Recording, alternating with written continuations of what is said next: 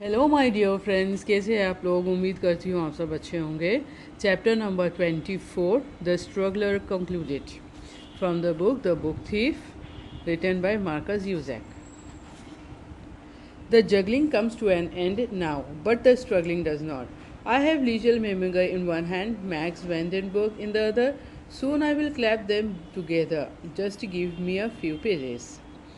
The struggler. If they killed him tonight, at least he will die alive. The train ride was far away now. The snorer most likely tucked up in the carriage. She did made her bed, travelling on. Now there were only footsteps between Max and survival. Footsteps and thoughts and doubts. He followed the map in his mind from passing to Molching. It was late when he saw the town. His legs ached terribly, but he was nearly there, the most dangerous place to be, close enough to touch it. Just as it was described, he found Munich Street and make his way along the footpath. Everything stiffened. Glowing pockets of street lights, dark passive buildings. The town hall stood like a giant ham-fisted youth, too big for his age. The church disappeared in darkness. The further his eyes travelled upwards, it all watched him. He shivered. He warned himself, "Keep your eyes open." German children were on the lookout for stray coins. German Jews kept watch for possible capture. In keeping with the usage of number 13 for luck, he counted his footsteps in groups of that number.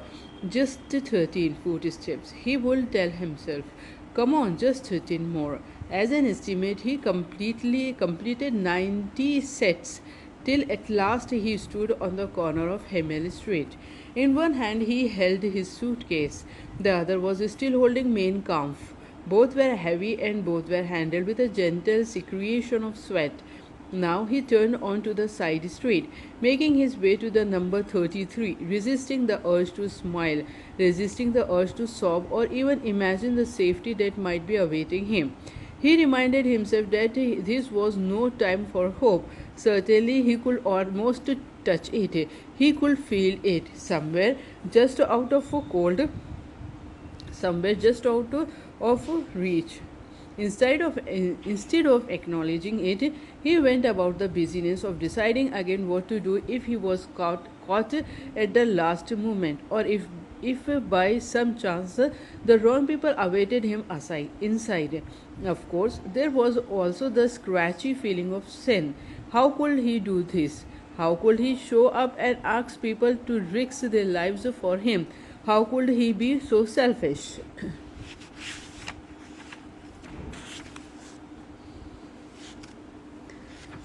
33.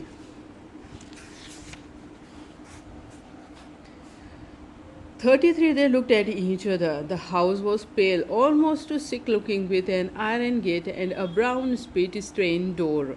From his pocket, he pulled out the key. It did not sparkle, but lay dull and limp in his hand.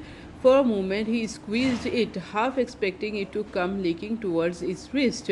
It didn't. The metal was hard and flat, with a healthy set of teeth, and he squeezed it till he pierced him. Slowly, then the struggler leaned forward, his cheek against the wood, and he removed the key from his fist. यहाँ पे होता है हमारा part 3 finish.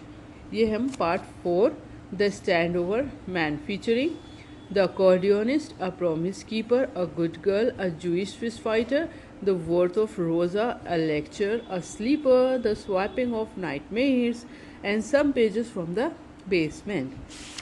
और chapter number 25, the accordionist, the secret life of Hans Hubermann, ये हम करेंगे start next video में। बाय फॉर नाउ दोस्तों, and thank you very much. आप मुझे कमेंट ज़रूर करिएगा, जो भी आपको शेयर करना है मुझसे आप प्लीज़ कमेंट करिए, अच्छा रहेगा मेरे लिए भी। Bye, thank you.